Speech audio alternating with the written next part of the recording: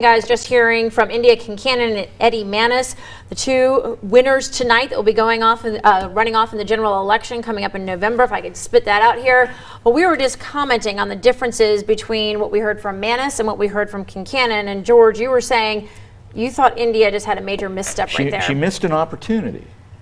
The opportunity was to not talk about how hard she'd worked and how hard she was going to get back out there and talk about gun violence, and she's not running for mayor of Chicago. She had an opportunity to appeal to Stairs voters, to look them in the eye and say, I hope you'll join us, I hope you'll come with us. And she just, that opportunity was laid right in front of her, and she ran right over it. Courtney, you're shaking your head. I don't think any of us are in any position to give India any advice. She was an underdog. She hadn't run for office in a while. She raised the least amount of money, and she ended up coming in second very handily. So I think India knows what she's doing. I think she missed an opportunity, and she will know that before long. Well, we're taking a look at the numbers there. She only won by 1%. So 38% to Eddie Mannis, 28% to India Kincannon, Marshall Stair 27%.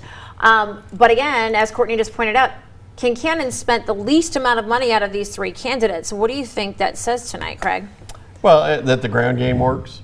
That she is very active out there, but so is Marshall. But her vote, her history of being on the school board must have gotten her some name recognition with people out there, and that carried her, I think, to victory. It's going to be, and perhaps those issues that she's campaigning on are the ones that are affecting city voters, and the ones that are going to carry the day. I think it's going to be a horse race come November. All right, I'm going to ask, we're going to say goodbye in a moment to our viewers online and on our app real quickly. Predictions for November, I'm going early. What do you say? I'm going to have to wait. I can't, I mean, you're going to pick Eddie by default because he got the most votes. But as we've said, if you total up the other two candidates' numbers, those are more than Eddie's. So, but you can't assume all will go to one. So I'm gonna wait. I'm gonna digest this victory. I'm gonna look at where people won their votes and see how that impacts the November election. Craig and I will talk about that, but I'm going to go back to the city of Knoxville is blue, so that favors the Democrat in this race, and that would be India Kincannon. Oh. George? I think on a demographic and philosophical basis, that if I were betting today, of course I might bet differently next week depending on circumstances, but if I were betting today, I'd bet Kincannon. All right.